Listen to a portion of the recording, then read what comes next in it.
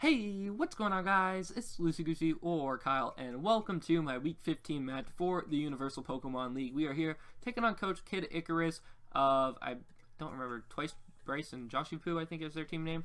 If you guys don't know, we do all have team names, and yeah, this team is not going to make playoffs. I believe they finished last in the league, but overall, KidIcarus has done pretty well this season. Around a 500 record, you know, like, I think it was 7-7. Or 6-7, or I don't know, 6-8, something like that going into this game. Of course, we've had a pretty decent season at 10-4, and I wanted to have a good match to end off the season, especially going in the playoffs. Getting a good win is really important in order to, you know, I guess get yourself tight for playoffs. We are guaranteed to go to playoffs. We are guaranteed the #1 seed if we win this game, which is really nice, or if all of our teams win this game, win their games this week, or the members of our team. I will tell you, before this match, Jake did win his game, and I will tell you that after this match, Mandy did win her game. So it was on us right here to win, and if we won, then we would get the #1 seed in the playoffs and face Team No Hacks Needed. So either Calixto or Mike will be our round 1 opponent of the playoffs.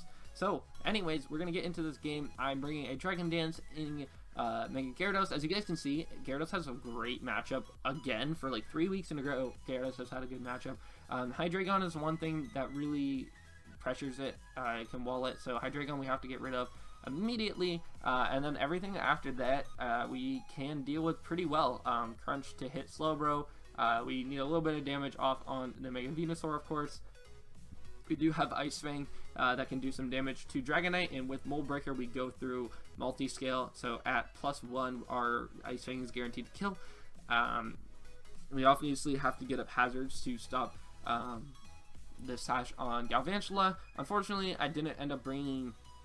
Actually, I might have Defog on my Tapu Fini because of webs, but Gyarados isn't affected by webs on switching anyways because of its flying type before it Mega Evolves. And then Machamp is kind of tough for us to deal with, but we should be able to do some good damage with a +1 Waterfall, around 50 to 60% depending on HP investment.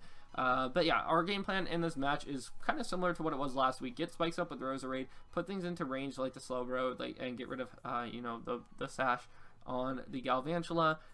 We have, I believe, Scarf Gengar, if I'm not mistaken. We have a defensive Jirachi with Shuka Berry in case Dragonite gets out of hand. We can live Earthquake pretty well with our Shuka Berry, actually, which is nice. We have a, I want to say Bulky Mence, but it might be a Dragon Dance Mence, if I remember right. It might be Dragon Dance Mence with Flying MZ, but I'm not 100% sure on that. And then lastly, we have our Tapu Fini, which is Fizz Def to check the, what's it called, the Dragonite, but it's also a little bit of Spadef because I need to check the Hydreigon with something. But I'm going to hit the play button right here, lead with Roserade for the first time I actually led with a lead Roserade. Who would have thought? So I am going to get my Spike up right here as he's going to go for the Fire Punch, do a ton of damage, but that's okay.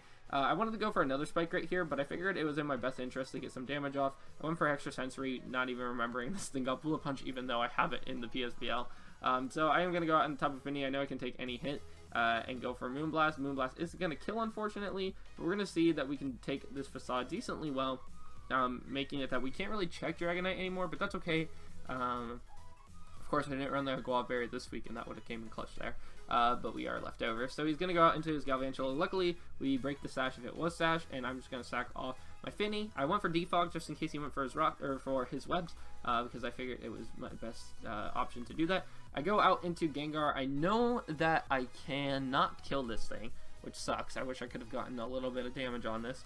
I know I can't kill it, but I'm going to go for Shadow Ball, and he's actually going to go for its webs, which I really like because I can still win this game.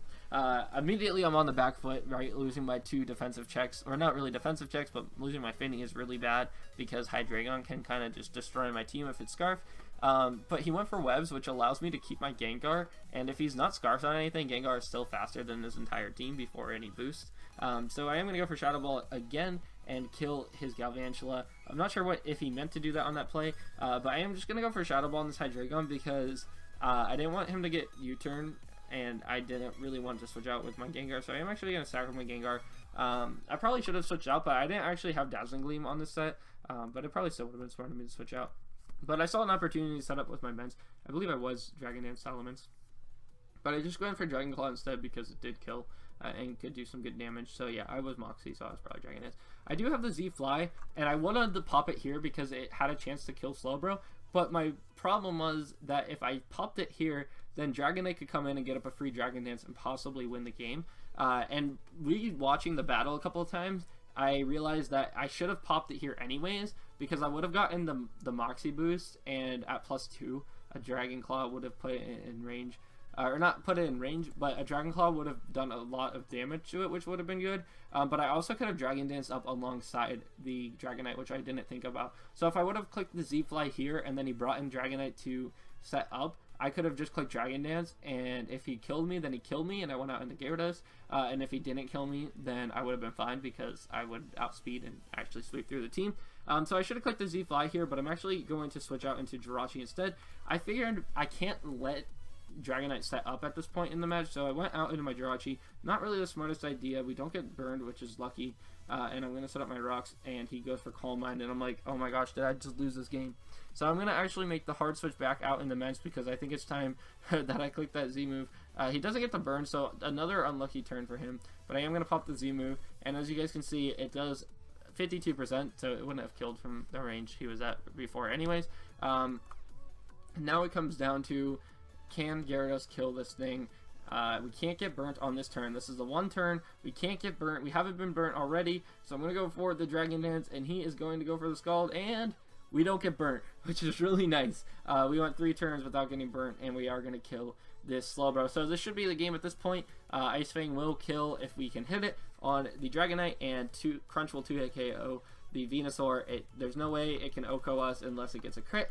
So this is going to be game with our Mega Gyarados. However, we go for the Crunch right here, and he is going to go for his Giga Drain, and he is going to crit. If he doesn't get the crit, we win this game 100% right there. Gyarados gets 2 more kills, and that is the game. Unfortunately, he gets the crit. The most Giga Drain would have done without the crit was like, I want to say 60%, and we were at 84. So that's unfortunate. We do end up having to go out into our Jirachi.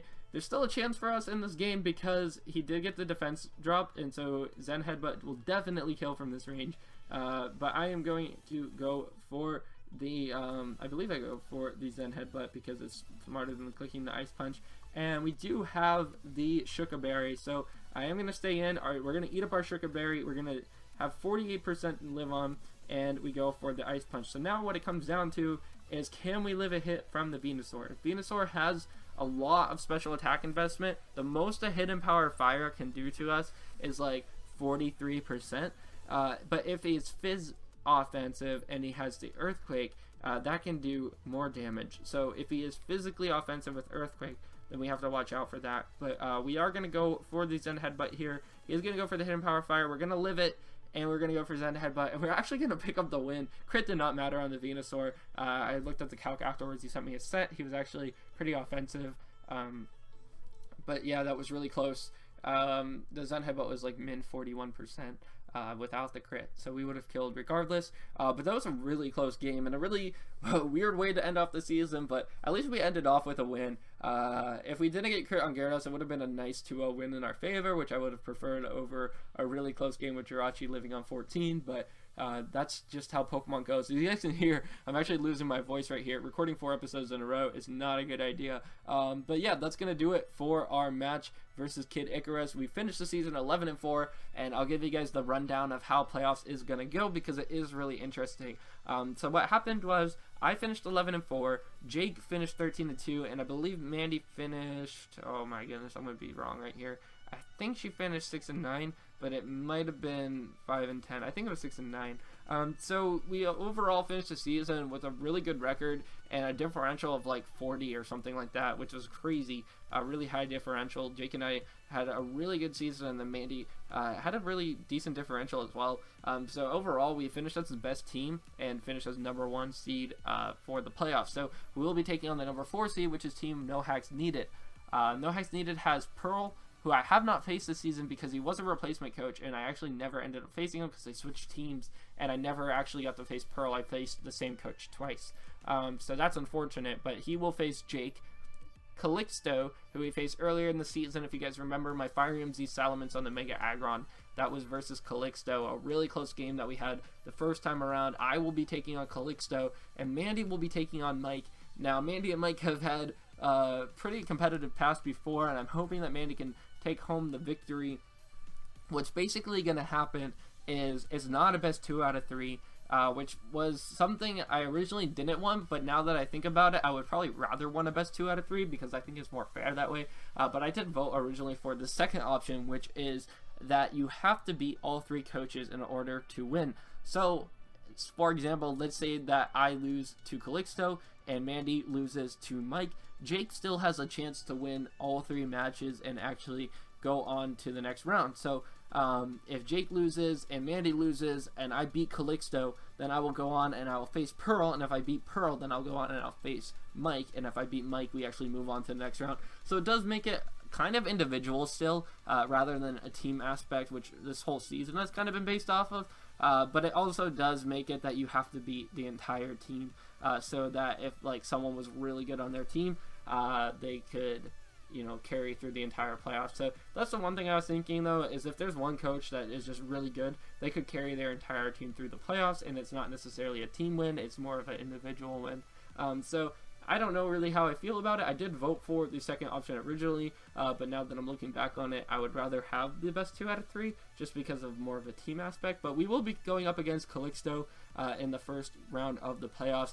I haven't started prep yet because we are actually planning to do the draft pretty soon, and I want to make sure I have a good draft plan. And then I will start prep probably later tonight after I finish editing these videos. So hopefully you guys did all enjoy this last week of the UPL, and hopefully you're excited for the playoffs. I will let you guys know that about a week ago, in a different league that I don't upload called the SML, I actually just won a championship. So I actually have won 3 championships now in Draft League, UPL Season 1, PSBL Season 2, and SML Season 1. So that's pretty cool. Becoming the Triple Crown champion of those 3 leagues was pretty awesome. And I'm hoping that my team with Team Eclipse can pick up another one. So I'm going to be really focused on playoffs as soon as I get to start team building.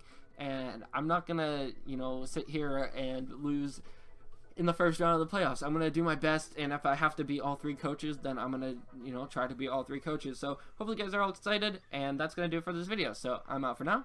Peace.